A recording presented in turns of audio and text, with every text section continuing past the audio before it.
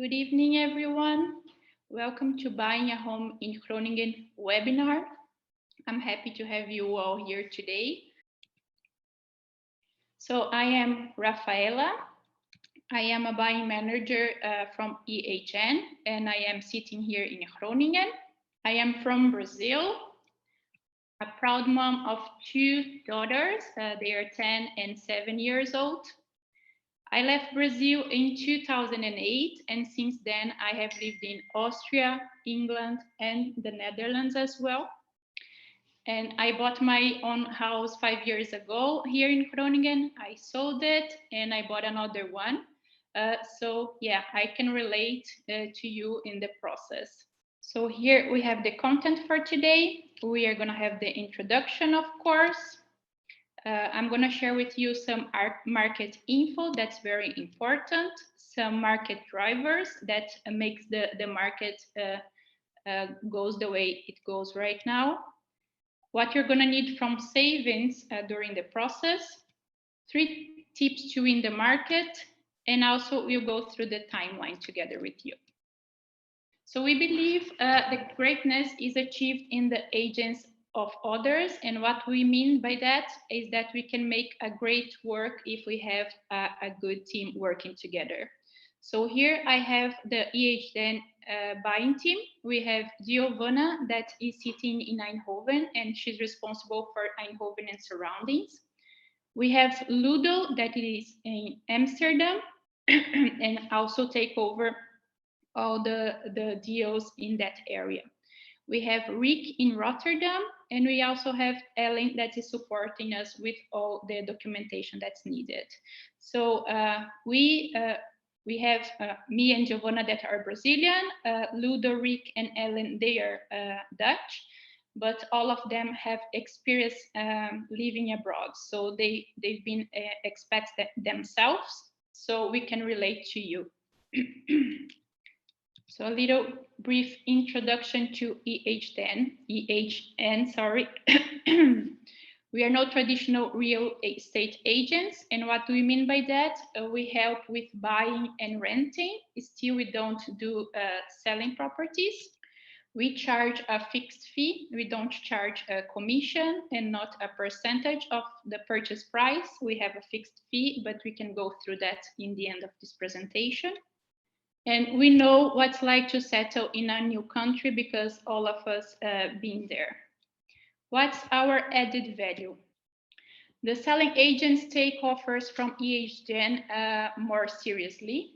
And that's because of our network. We've been in the market for more than 7 years already. So we have a good network. And of course, they know us. They know that we did our homework and they can trust the offers that we sent. We can sometimes book viewings when it's no longer possible because some agents, they save some spots for clients that have buying agents working together with them. So sometimes if you try to book a viewing yourself, it is fully booked. But if you try to book a viewing, they still have a spot for us. We support by reviewing Dutch legal and property documents. That's very, very important. We have some colleagues that they are Dutch speakers and they do this work. We help define the market value through market data, and I'm going to explain to you a little bit later. It is very, very important to find the market value of a property before you send an offer. And we will inform you about rules and regulations that apply here in the Netherlands. We know that since you are living in a different country, you can struggle to understand how everything works, and we will be there for you to help you out with this information. And of course, we make sure you don't make the same mistakes we made. So let's go through some market info. So here we have the development in average selling price in the Netherlands in the past years. So you can see from 2005 to 2022, the price increased quite a lot. And you can only see a drop between 2008 and 2012 because we had the crisis at that time. But you can notice that the past few years, the price increased quite rapidly. So in 2021, the average price for a property was 386,000. And in 2022, till the third quarter, is 425,000. If you see the new builds, it is a little bit higher, is 496,000. Here we have some Groningen market figures. That's important for you to know. We have this information from the third quarter 2022. There was 931 houses sold. It was plus 11% if compared with the last year. There is currently 596 houses for sale, and the average price is 348,000. If you compare with the last year, it's again 11.4% more if compared with last year. And if you compare with the last quarter, is 0.8%. So you can see that in the last few months, the market is slowing down a little bit, but is still increasing. The average price per square meter is 3,308. Also, it's similar. The difference, if it's compared with the last year, is 12.1%. The sales time is 22 days, so it's the same as last year. So from this information, what you can see is that the market goes quite fast, so we need to act fast as well. Here we have some market drivers. What causes the price to increase? So we have the fiscal benefits. And for the fiscal benefits, we have the tax exemption. What's the tax exemption? Is if you are under 35 years old and you buy a property under 400K to live in the property, you don't pay transfer tax. If you're older than 35 or buy a property more than 400K, then you need to pay 2% as a transfer tax. This amount, the 400K, will increase from next year. It's going to be 440K. There is the interest rebate, and it means that the interest paid is tax deductible. So you're going to receive some money back in the end of the fiscal year.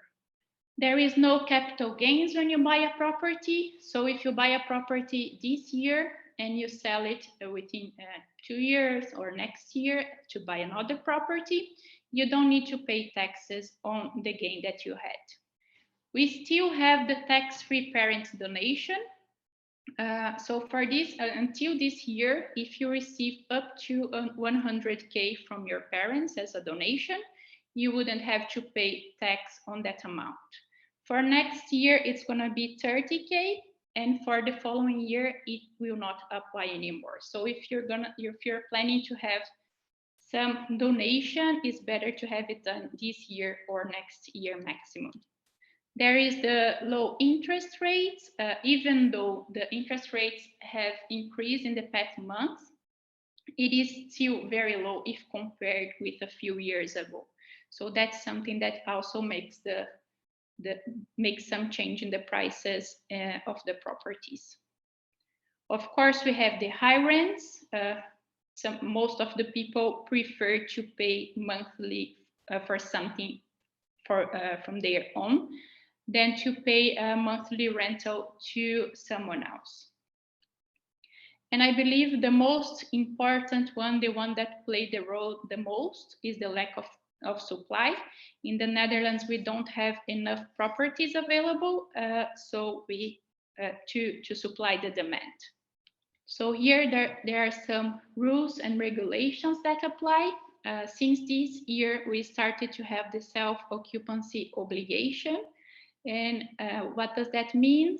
If you buy a property up to the WOZ value of 305,500K, you cannot rent it out. So this is a rule done by the government to protect that these price range properties are not bought by investors, but that for people that want to live in the property. So if you're planning to buy a property to rent it out, please pay attention to that rule. We also have the mandatory smoke detector. Since July, 1st of July this year, it is mandatory to have smoke detectors in every level of your property. Otherwise, you would have some penalties. And you also have the rising of interest rates. Of course, they affect directly on the prices of the properties. And yeah, the higher interest rates increase the downward pressure on the house prices. So we're gonna go through the savings. What would you need in savings before you start? So if you're having a mortgage, you can have a mortgage on 100% of the value of the property, but for the closing fees, you cannot include that in the mortgage. So it's very important for you to know that you need some savings to cover this. So you are going to need some, for the transfer tax, it's going to be 2% of the purchase price. If you're under 34 and buying a property up to 400K, you don't need to pay that. And for next year, 440K, you don't need to pay this tax. You're going to need to pay for the notary. You're going to have the mortgage deed and the transfer deed done by then. And the amount would be 600 and 1,100 euros each. It's important for you to know that everything that's mortgage related is tax deductible. So for the mortgage deed, you're gonna get some money back at the end of the year. For the bank and the mortgage or the mortgage broker. So if you decide to go for the bank to provide your mortgage, you're gonna pay around 1,500 euros. And if you choose to go for a mortgage broker, you would pay 3,400 euros, and this is also tax deductible. It is important for you to know that, yeah, you can choose from the bank and the mortgage broker. The main difference is that if you go for the bank, their fee is lower, but the only product that they offer you is their own product. If you go for a mortgage broker, their fee is a little bit higher, but of course they will have more options for you. So it's very interesting to talk to both of them to see what they can offer to you, and you can choose one. If you work with a typical real estate agent, you're gonna pay between 1 to 2% of the purchase price. And we, as EHN, charge a fixed fee, and I'm gonna go through it in the end of the presentation. If you're having a mortgage, you're gonna need an appraiser going to the property, and that's gonna cost you between 650 euros and 900 euros. This is also tax deductible. If you opt to have a technical inspector, that's gonna cost you 439 euros. Since you're not a Dutch speaker, you need to have an interpreter together with you and the notary. And for that, they charge you between 300 and 350 euros as well. At one point in the timeline, you're going to need to provide a bank guarantee, 10% of the purchase price. And for that, you're going to need to pay 250 euros or 1% of the guaranteed amount. If you buy a property this year until the amount of 355,000, you are entitled to use the national bank guarantee. The benefit of making use of it is that you're going to have a better interest rate, and also you have an extra insurance in case you cannot pay your mortgage. So that's we always advise to use it if you're entitled to. And for this one, you have to pay 0.6% of the mortgage amount, and you just pay it once. So here we have 3 tips to win in the current market. Value, value, value. So I'm going to explain to you with an example. So here we have one property, and the asking price is 395,000. So this is the asking price. If you check, and the market value of this property is actually 415,000 euros. And the purchase price, you overbid a little bit, and then you pay 435,000. So if you compare the asking price with the purchase price, you get a difference of 10%. And if you compare the market value with the purchase price, you're actually paying, you're overbidding 4.8%. And that's the amount that you need to keep in mind, because the asking price is something that the selling agents can decide what they're going to put. Either put a little bit lower to attract more people to view the property. Yeah, they can play their own game, but it is very, very important for you always find the market value before you send an offer. So here is the second example. Is the same property, but this selling agent decided to put the price a little bit lower. So the price is 375,000. The market value doesn't change. It is still the same, 415,000. And the purchase price is also the same, 435,000. So this time, if you compare the asking price with the purchase price, you get a difference of 16%. But actually, the difference is still the same, because you need to compare the market value with the purchase price, not with the asking price. So the difference is only 4.8%. So always define the value before you send an offer. So a winning offer. Submit a winning offer. Offer a good price, of course, but not always the highest price it's a good price. What we mean by that is that we need to make the offer looks more attractive in the point of view of the seller. So always offer security to the seller if they need, and also offer the least amount of hassles. So if you need, they want to leave some furniture behind, but even though you don't want this furniture, but it's not going to change anything in the amount, you can always take this furniture and sell it later. Just offer the least hassle for the seller, and also security to them. If they want to transfer the property within 4 months, and you wanted to have it done within 2 months, you always can be flexible, so you can make the offer looks better in the point of view of the seller. And we always suggest also to offer a personal touch. If they have two very similar offers, and you can send them a letter explaining why did you like the house, who you are, where do you work, it can play the role as well. So here we have the due diligence. We have two experts that go to visit the property. We have the technical inspector. This is the expert that goes to the property to check the conditions of the property.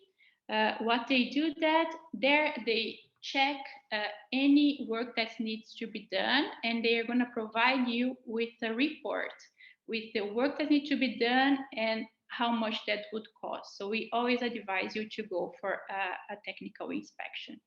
And you also have the appraiser. The appraiser is, if you're going to have a mortgage, it is mandatory by the bank to have a valuation report provided by them. So they go to the property and they're going to officially provide you with the valuation report. I have another question for you here. Do you know when to book these experts? Do you book them before or after your offer is accepted? You can put in the chat again. Let me see. After, Edmund don't know, but probably before, after, before. We have half and half here. So here's the sweet spot. We book them after the offer being accepted. And the main reason for that is because they cost you money. So if you book them for every property you're going to visit, but you don't know if your offer is going to be accepted or not, it can be quite expensive because we never know how many offers you have to make, right? But we always make sure to have them booked within 1 week after the offer being accepted, because then we can have the report before the cooling off period of 3 days. I'm going to explain the cooling off period in the timeline later. So here we have the timeline. It starts with the search, of course. We always advise you to use Funda. In Funda, you can find more than 95% of the properties that are in the market. So we always advise you to look at this platform. After you visit the property, you like the property, we are going to check the documents for you. We are going to help you out with the price research so we can estimate the market value. And then we can submit the offer for you. After the offer being approved, we book the experts, the appraiser, and the technical inspector. And around 7 to 10 days after your offer being accepted, you're going to sign the purchase contract. Of course, you're going to review that beforehand. You're going to explain everything to you, and then you can sign it. After signing the purchase contract, you can start the mortgage application. And here we have the cooling off period of 3 days.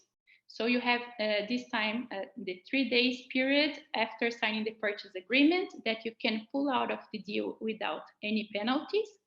After that, if you want to cancel the deal, you would have to pay 10% of the purchase price as a penalty. So it's very important for you to really think if you want to move on with the deal and everything within this time. Here we have an average of 4 weeks for your mortgage to be approved. After your mortgage being approved, you enter the final stage of the process. Around 10 days before the transfer, you're going to receive from the notary the statement of completion. It basically is the last invoice where you have all the closing fees, everything that's needed to be paid by the notary, and it needs to be paid before the transfer. On the day of the transfer, you're going to have a last inspection done in the property. So you go to the property to check if it is in the same condition as it was when you visited that before. You're going to go to the notary right after to sign the transfer and the mortgage deed. And you're also going to have the key handover in the same day. After that, you have a period of 2 months as an end of liability term. So you have to, as soon as you get in the house, we always advise you to check if everything is working properly or not, because the sooner you find out something is wrong, the easier it is for you to claim liability from the seller. Here we have the packages that we offer. We have 3 different packages. We have the new build package. This is a totally different timeline. So if you're interested in buying a new build, please book an intake with one of us and we can go through the timeline together with you. We also offer the smart and the complete package. The main difference between them is that in the complete package, we book the viewings for you. We attend the viewings and the expert meetings together with you as well. You can take a better look in all the packages in our website later. And that's it for our presentation today. Ludo, do we have any questions? Hi everyone. First of all, I jumped in a little bit later, but I'm here to, together with Rafaela, answer all the questions that might pop up. I was very busy typing some answers in. So currently we actually don't have any questions in the Q&A, but I'm going to give you guys some time. If there is anything unanswered or anything that pops up in your mind that you think, hey, I might want an answer on that, feel free to drop it in the chat or the Q&A now, and we will address all the questions. I already see one question coming in. It's a question from Felipe. Is the overbidding decreasing nowadays compared to last year? And would you say there's an average percentage people should think of?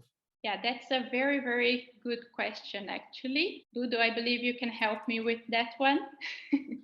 Yeah, for sure. So, well, to explain a little bit, the market in general in the Netherlands has been softening a little bit because of the interest rates that are rising on the mortgages. People's budgets are going down. There are less buyers on the market. Therefore, yeah, purchase prices are, I wouldn't say going down, but they are stabilizing a bit. Luckily, because of this, the overbidding is going down a bit as well. To explain a little bit more in detail, you have overbidding over asking price and overbidding over market value. Whereas over asking price doesn't really say that much, because some agents, they list the property far under the market value. So when I talk about overbidding, I only address, the overbidding over market value. Whereas we saw 30,000-40,000 euros over market value last year, I would say that's typically around 5 to 15,000 euros maximum. I don't like to put a percentage on it, just because if the market value of a property is 300 and someone listed at 200, then you have a certain percentage. If that selling agent listed at 250, then you have another percentage, while still the market value is 300. So I'd like to look more at the specific numbers instead of percentages. But indeed, it is becoming more, or let's say less difficult to buy a property currently. I hope that answers your question, Felipe. I have a question from Anita. Do you solely operate in Groningen, as she is looking at houses in the north of Holland? So we basically, with the smart packages, we are in the whole country. So we have our colleagues a little bit everywhere in the country, and we can also support you anywhere in the Netherlands. Yep. Yeah, so we even, of course, Rafaela is stationed in Groningen and are a Groningen expert, but we even have people in Eindhoven, so all the way to the other side of the country, in Rotterdam. I myself am stationed in Amsterdam. I'm doing that area around. So we can help you out wherever. A question from Deria. She says, hello, thank you, or he or she says, hello, thank you for the presentation. I'm working as contracted. Is there any limitage to buy an apartment, such as I should have at least, for example, 1 or 2 year rep of finances, or do I have to have a contract with my work? So I think Deria is a freelancer currently. Do you know if it's possible to get a mortgage as a freelancer? Yes, it is possible, but I would advise you to talk to a mortgage advisor before. Mm-hmm. If you're interested, we can send an email with some options that we work with. It's always better to talk to them, because they have some criteria and they can explain you a little bit better. Yeah, indeed. It's always good to have a conversation with a mortgage advisor. Okay, cool. Thank you. Then I have a question from Erdink. What will be the NHG insurance level by next year? Will that impact raise the market according to your expectations? Ludo, can you help me with this one? What's going to be for next year? It's going to increase. Yeah, of course. Yeah, right. So currently the NHG, did we talk about the NHG in this webinar in the beginning? Yes. Yeah, perfect. Okay, so yeah, the NHG, well, as Rafaela probably already explained, it's like indeed an extra insurance. Currently, it's at 355,000 euros. Next year, that is going up to 405,000 euros. So there's a little bit more room in your purchase price to make use of this NHG measure. On the other hand, prices are rising, obviously have risen crazily as well. So, you're still at the same property for a little bit of a higher price, but NHG is rising with that to 405. Okay, then a question from Edmund87. I'm reading a lot that right now is not a good time to buy a house. People are afraid of a market crash. What are your thoughts on that? And if you agree, when do you expect the situation to stabilize? Yeah, that's another interesting question. What we see in the market right now, as you explained before, is that the interest rates increase a little bit. Mm-hmm. So your mortgage cap is gonna be a little bit lower, but at the same time, you don't need to overbid as much as you would need to do it 1 year ago. So It is kind of a balance because we don't have enough properties available to supply all the demand. We don't expect the prices to really increase. We believe it's gonna slow down a little bit, but we don't expect a big crash. But of course, we don't have a crystal ball. It's just our point of view. Yeah, exactly. I wish I had a crystal ball. That would make our life a lot easier. For sure. Thank you for that. Rafaela, do we also offer a mortgage broker service in the full package, for example? It is not included, but as I mentioned before, we can send you some options that mortgage brokers that we work with, and then you can book an intake with them as well with no obligations and no charge as well. Yeah, so we can always send a list of preferred partners from our side. Then it's up to you if you want to join their service or not. Okay, then I have a question from Ida. How do we actually determine the market value of a property? We use some market data. We always look for similar properties sold recently in the same region. We look for some details like some criteria, and based on these comparables, we can estimate the market value. Yeah, indeed. So it's pretty much doing the same as an appraiser is doing, actually, using the comparable method. So looking at properties that are comparable within all these different features, looking at the purchase price of the comparable properties, then matching that with the property that we want to buy. And yeah, at the end, you come up with via certain calculations, come up with a value. We do this market value before we make the offer because it's very important to know what the value is, obviously. But it is, it's something that we as a buying agent can do for you, of course. Well, BJ has two questions. First of all, please share your company contact details. Well, we'll share this presentation tomorrow together with all our details. Of course, it'll be sent to all your email addresses. Second question is, can you please explain the house energy label and the NHG limit relation? Can you answer this question, Ludo? Yeah, of course. So it has two sides. There's on one side, yes, there's a correlation. On the other side, the NHG limit is just 405,000 euros. That's it. So it's if you have energy label F or A, the limit will not go up or down. However, if you have energy label A, the NHG mortgage that you get might get cheaper interest rates, even cheaper than the already discounted interest rates, because of the energy sufficiency of the property.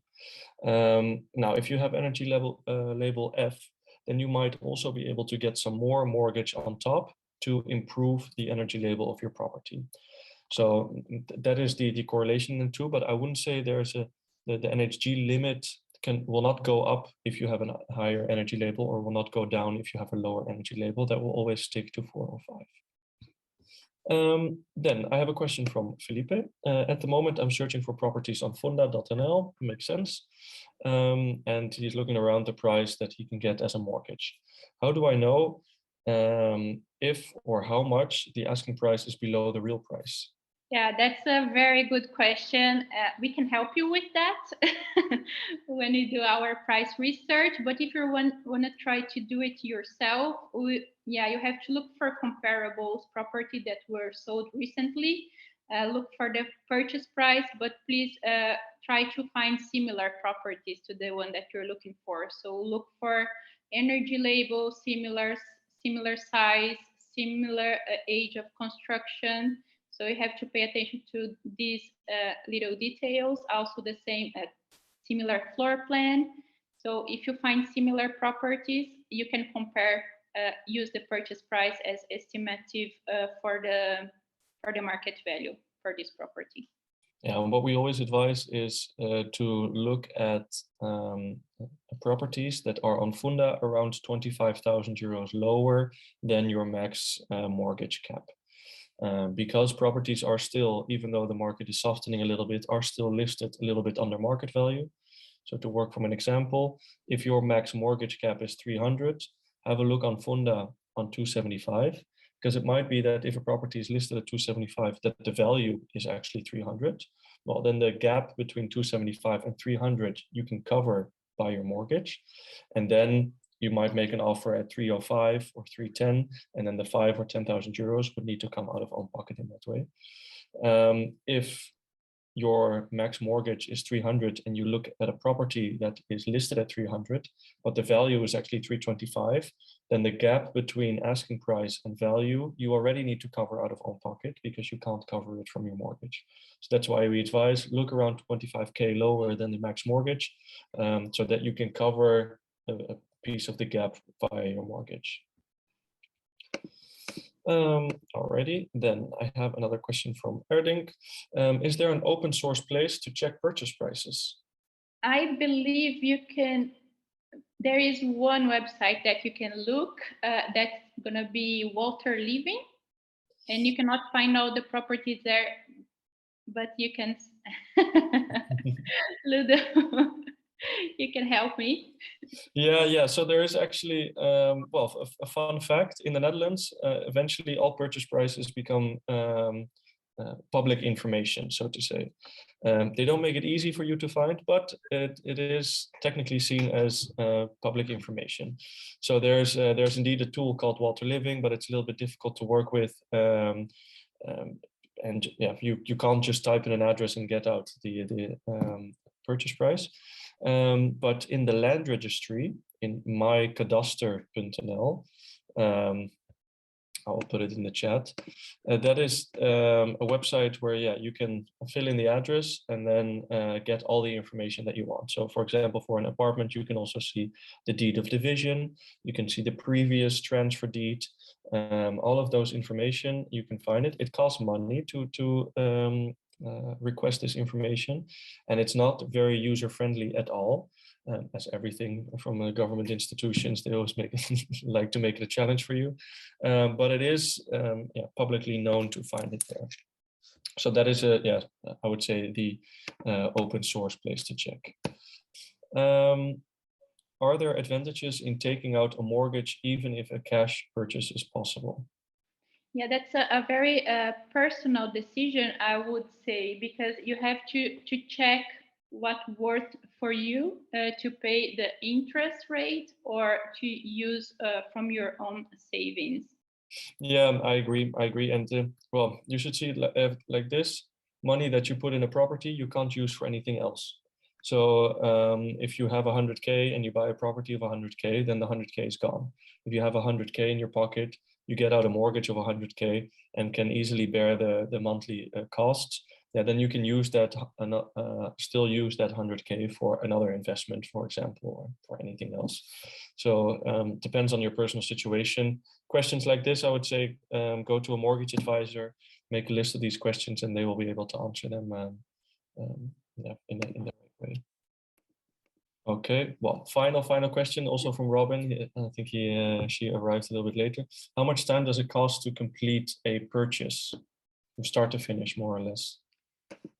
Yeah, if the property, suppose that the property is available already and you depend on mortgage, it would take around 1.5 months and 2 months, because it depends for this time for your mortgage to be approved. But if you're buying in cash and the property is available, it can take less than a month. It can go quite quick then. Yeah, and it depends a little bit on the sellers, right? If the sellers are moving to a property that's already finished, they can move out tomorrow. But if they're buying a property that is finished in 6 months, then we as buyers also have to wait another 6 months for us to get the keys of their new house. So depends on a lot of factors, but if everyone's quick, it can happen very quickly. Yeah, and if it is a deal breaker, is very important to ask the selling agent when is the ideal transfer date for the sellers. So it's something you should ask them. Cool. All right, that's actually it. Yeah, if you have any other questions left, please book an intake with one of us. You just can visit our website and you can book the intake there. I would like to thank everyone for joining in today. I hope we answered a few questions that you had, and you can make use of all this information we shared with you today. Thank you so much for joining, and I hope to speak to you soon. Thank you very much for hosting, Rafaela. Thank you, guys. Have a wonderful evening.